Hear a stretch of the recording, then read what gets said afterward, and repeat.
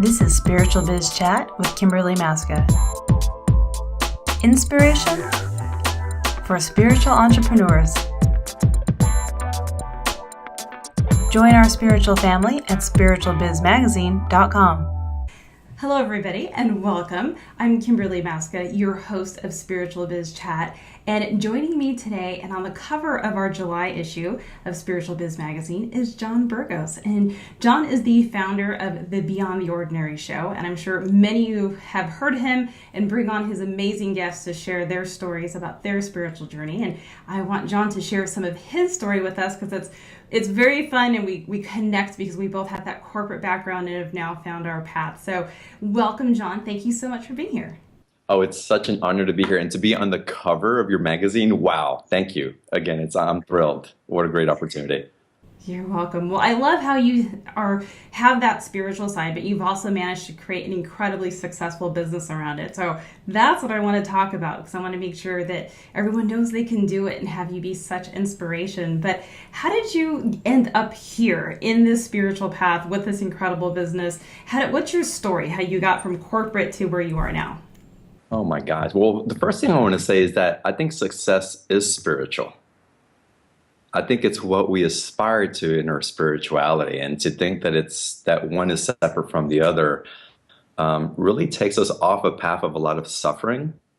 That's not necessary, because when we merge the two and we realize what's available for us, a whole new world opens up that provides lots of synchronicity and opportunities that's based on our true soul's journey. So it's amazing. But how I got out of corporate, I was tired of working corporate. I was bored out of my mind.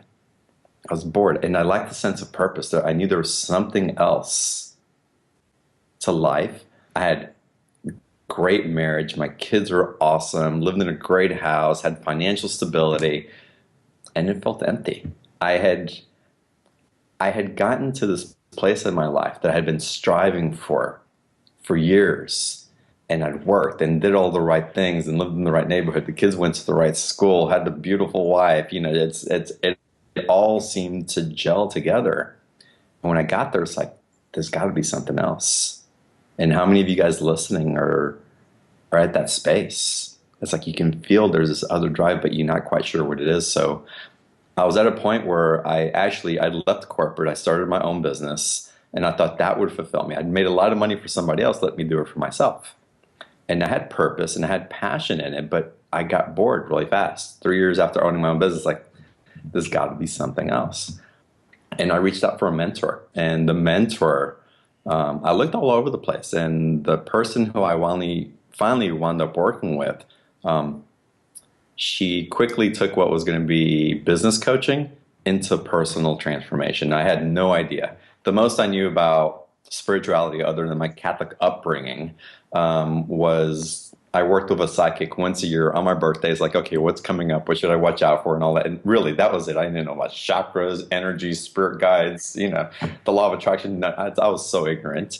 But it was perfect, because in that ignorance, I actually got to learn in a whole different way. And that just really opened the doors once I started working on my personal transformation instead of just on my business transformation.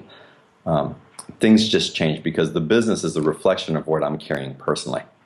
Yeah, and that is such an important thing. Like, I bounced around too. I left corporate. I knew this wasn't it. I had the fancy Wall Street job, and I'm like, this can't be it. And then I did the same thing. I started flipping houses, and it was fun and sort of fulfilling in a creative way. But then it was like, well, this still isn't it either. So it's amazing how we know we're searching, and it takes us a while. And I think that's a good point to bring home too, is that it does sometimes take a while. It's not like, poof, we're on our path. So I think we get impatient, right? We're like, we should know what we're doing.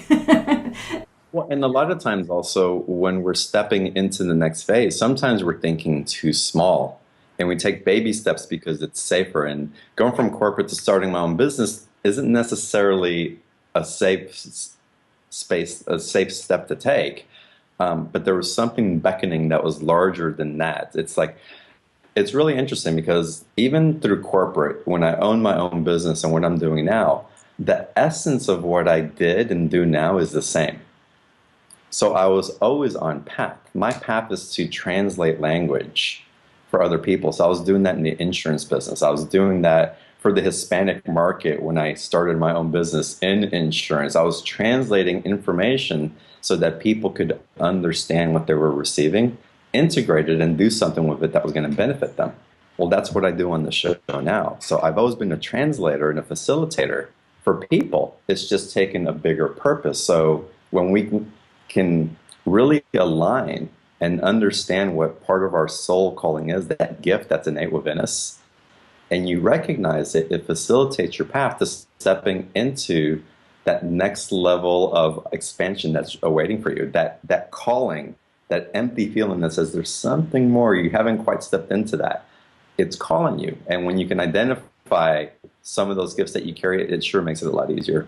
Yeah, it does. And being able to think big, that's such a big thing too, because we do seem to think so small. I know I've done that. And so now we have a magazine because now I'm like, oh, I really need to think bigger. So that's a beautiful way to put it. But, you know, one thing I find with spiritual entrepreneurs, and I'm sure you see it too, is that there is this hang up about money and the whole finances and how can you be spiritual and which is crazy. Like we said, we are all spiritual beings, but how do you bring together the success and the money part of it with your spirituality and keep that jiving? And how do you think other spiritual entrepreneurs can handle that? What do you have as advice for them?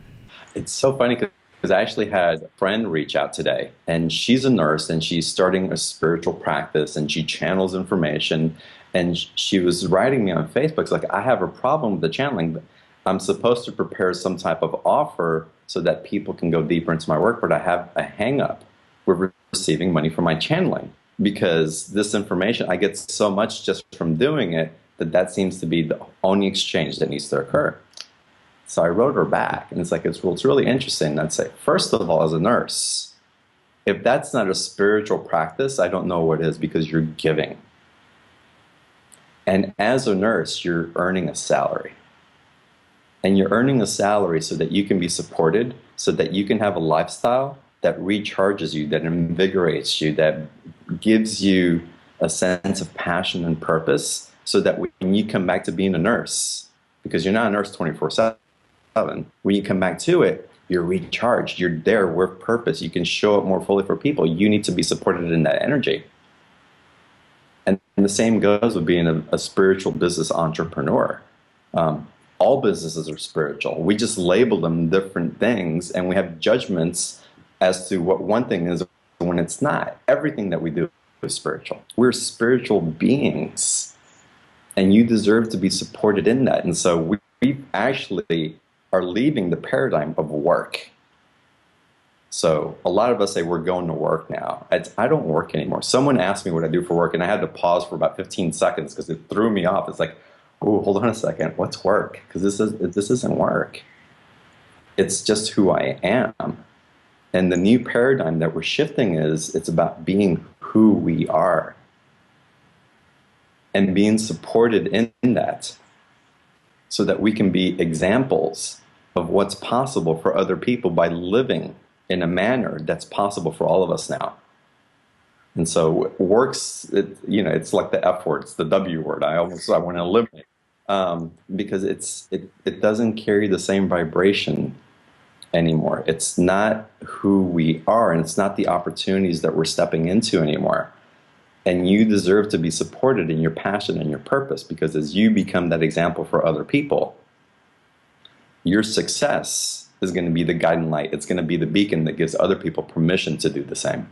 Yeah, I love that we are, I think, going through this paradigm shift. And I know I'm definitely on my little soapbox about the money thing, because it's just energy. We're just exchanging that energy back and forth. And it's so important to see it that way, because if your cup's not full, how can you help anyone else? It's impossible. Well, you're stopping the flow of coming in when you label it as money. It's not money, it's love that's coming in. Money is love energy. It's just an indicator from a business perspective of how much love you're receiving so that you can gauge your growth to see how many people you're affecting with your beautiful message. Yeah, we just got to keep it going. If we put the dam on it, we're not going to succeed in business, no matter what business you do. If you're working for someone, doing your own business, you want to grow and get the word out, your soul wants to expand. It wants to grow. It wants you to fulfill your purpose, and you will one way or another, kicking and screaming or with ease.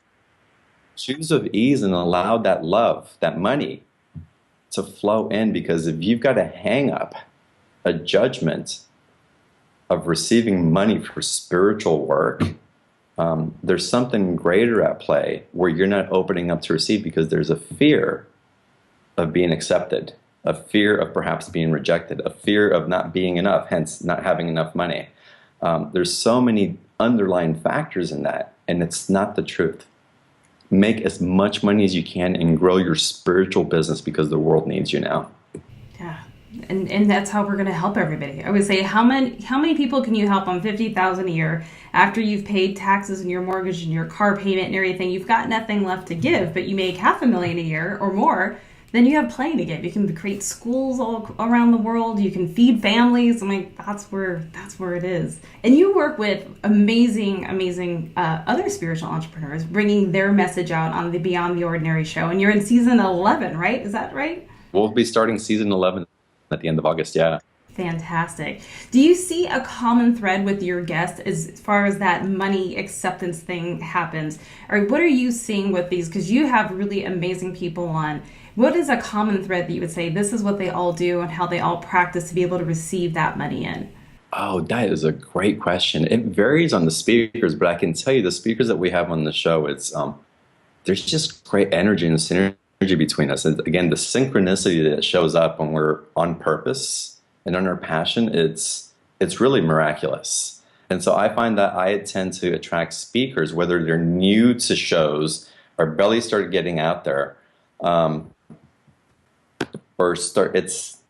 I attract speakers who are always willing to grow to the next stage. And I'm always willing to grow also. So I'm always in wonderment. I'm always in, God, what's next? And what's not what's possible, but I wonder what else can be created. And so when we have co-creative energies coming together that want to expand in such a way, it just allows everyone to grow. So it's, for a lot of the speakers, it's their willingness to put their voice out there unabashedly and really share their gift and saying, this is who I am, not trying to fit in a box. This is who I am, this is what I'm here to do, and this is what you're going to receive from it. And understanding that people are waiting to receive that message, it's a big component because that's going to give you the confidence and the absolute knowing that when you're on path, when you're following that soul's consciousness to do what you're here to do, you're going to succeed. And success will show up in multiple different ways. And just be prepared to receive it and be open to receive it. So true. We're so used to giving as spiritual entrepreneurs. It's really hard to let it in. So yeah, be open to receiving. That's probably the answer to all of it. Just be open to receiving. Well, and the responsibility as business entrepreneurs in the receiving is that in the receiving, we actually get to expand further and give more. So there's this cycle that happens, and it's beautiful because whenever you give like that, it comes back to you, and you don't expect it. And it doesn't come back to you dollar for dollar, tit for tat. It's like it's exponential. You just don't know how much you receive until you just put it all out there with no expectations back, just because it's your heart that's saying, I just want to gift this to you. And if you open to receive it, the gifts that you can give back to the world from that receiving is so much greater. So now when you started Beyond the Ordinary show, I want to kind of talk about the thinking bigger, because most people think, okay, if I'm going to start my company, it's going to be kind of small. And I like how you say, let's think big. Now, when you started this, you just went out and you got amazing guests right off the bat because you stood in your power really and just said, this is what I want, and went for it. So I'd love for you to share that story. Oh my God. It's again, synchronicity at play. I had been working for a startup for about 3 years, and I was at the tail end of that job. And the startup was struggling financially towards the end there. And much to all of our dismays, it's like, we can't afford to pay you anymore, John. And I completely understood. And it was time for me to move on, but I didn't know what I was going to do next. So in my contemplation of what to do next, I was like, well, I'll just help you guys out until I figure out what to do, because they needed help. I probably did the work of 3 people. No, I know I did the work of 3 people there because it took that many people to replace me. But that's just because of the level of responsibility I took on in the company. when they let me go, it's like, where do I do next? I had no idea. I knew I wasn't going to go back to corporate, even though I prepared a resume and had everything ready, because of course I had to make income. But for 4.5, 5 months, I worked pro bono. Just it's like, let's keep doing it. And the whole time I was like, what am I doing next, guys? Tell me what's the next move. I don't know. Like, don't worry about it. You're fine. Don't worry about it. It'll be shown to you. It's so interesting. And then I had $5,000 left in my 401k. I was living off my 401k and off credit cards. I was like, okay, I need to do something pretty quickly because this isn't sustainable anymore. Like, do a telesummit. It's like, really? Yes, set up an interview show, invite guests, set up the platform. You know how to do it. You've been doing these funnels for the last 2 years, working with the speaker. Use your skills that you've learned and create this. And what normally would have taken 3 to 6 months to put together, we put together in 6 weeks. We had amazing speakers showing up saying, we don't know why we're saying yes. We typically don't do startups. We typically don't respond to last minute calls like this to participate on a show, but we're supposed to say yes, we're saying yes. And the show took off. In 6 weeks, we launched, and from day one, I was so fully supported. And it's grown like gangbusters ever since. It's been absolutely amazing.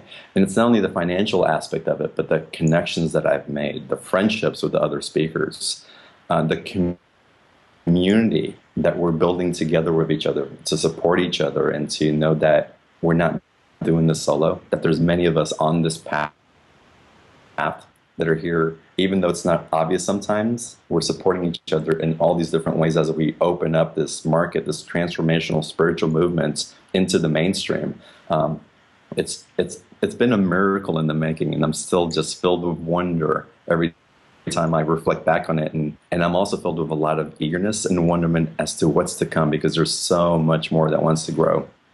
Such a great story. It just, when it's meant to happen, you said you've got the idea and the people were coming to you and open, and I love that story. So it gives such inspiration. But now, so having been through the process, you started the company, you're in season 11 coming up. If there's something that you've learned that you really wish you'd known then, but that would have helped you so much, that one of those things, if I'd only known then what I know now, what would that be? What would you share? Yeah, it's that's again, I don't go back a lot to regrets and I should have and all that, because I've learned to follow my inner guidance, my instincts, the nudges I get from my guides. I just do, and so it all falls in such beautiful alignment for me when I listen. When I don't, I feel it, and it's like, okay, guys, got it. Let me get back on track. But if I were going to reflect back, I would have thought bigger. Instead of inviting 40 guests, I would have invited 60 from the beginning. I would have reached out to some larger people and networked a little bit more. But it's all been perfect, so I don't know if I have any regrets with that or wish I would have done something differently. You know what? I probably would have hired and invested, even though supposedly I didn't have any money. I would have invested on upgrading my website from the beginning and put some of the structures in that would have made the show have the appearance of even greater success from the beginning, because the energy of that success was there. And the website was decent when we launched, but it's 1,000 times better now. So if I would have had today's website back then when I first launched, what would have been possible seasons 1 through 10 or seasons 1 through 8 as the quality of speakers I would invite? How much more would my list have grown because of the professionalism? So I would have invested more in myself and maybe not have taken the baby steps of building a site and doing that cautiously, trusting that I was on the right path. That's a great example, because I think when we're first starting out, we don't know what we don't know, and we go with what we think works, and it does work to a degree. But if you're going to step out, let's step out right. Let's step out and have that presence, and so that everyone looks and goes, "Wow, that's really professional." Whether it's your website, and it doesn't have to be crazy expensive, but just that it looks good, that everything comes together. So that's a great piece of advice. But I would also caution against perfectionism, because you get so caught up in trying to get it right that you never launch and it gets delayed. And had I been caught up in trying to be so perfect, there's no way I would have launched in 6 weeks. It would have taken another 2 to 3 months because building a website can take forever. And I just had to do it and go. So there's a balance. And if you get caught up in perfectionism, what's behind that? What's coming up that's delaying it? And maybe what's the judgment or the doubts or the limiting belief that's coming up that's preventing you from going full force when you should go full force? You're going to screw up. Things aren't going to go right. And it's fine because it's not the end of the world. So what? People are so forgiving and understanding. And the truth is, whatever mistakes we made, and I can't even remember any of them because that's how much of an impact they had on me, they weren't a big deal. You move forward and you keep building. And you just trust that, you're just loved and accepted because you're putting your heart essence out there, and there's nothing more beautiful than that. So well said. Yeah. When we step out and we really are vulnerable, everyone supports you. It's amazing how that community comes together when you just finally step out and own, as scary and vulnerable as you are when that happens. Everyone absolutely supports you, which is incredible. So, well, John, thank you so much. Where can everybody find you if they want to find out about season 11 coming up? Where are they going to go look? The show is absolutely amazing. I encourage you. It's my show, but it's phenomenal. It's so awesome. BeyondTheOrdinaryShow.com. Go on there. You'll find the list of speakers that are coming on. We've got new speakers. We have speakers that some of you guys may have heard of already. But what we always do is we elevate each conversation. Again, when we merge that co-creative aspect, and we're functioning at such a high humming vibration now that when we meet there, everything just levels up. So the conversation always goes to the next tier. So it's awesome. Go on there, sign up. You'll get emails letting you know who's coming on the show, and participate. We take live questions. There's just so much rich content and so much inspiration that I'm excited for everybody to participate. Yeah, well, I really can't recommend it enough. John's show is amazing. You really need to go check it out. And there'll be a link below the video here. And see what he's doing. If you're a spiritual entrepreneur trying to figure out what you're going to do, go get inspiration over there. He has the greatest guests on the Beyond the Ordinary show. So check out what he's doing and his guests are doing, because they're doing it. They're doing it. They're living it. They've stepped out. So maybe you can follow in their footsteps. So head on over there. And thank you so much, John, for sharing space and energy with me. This was really beautiful. And to all of my audience, thank you for being here with us as well. Until next time, be passionate, be inspired, and live your dream. Have a beautiful day. Bye, everybody.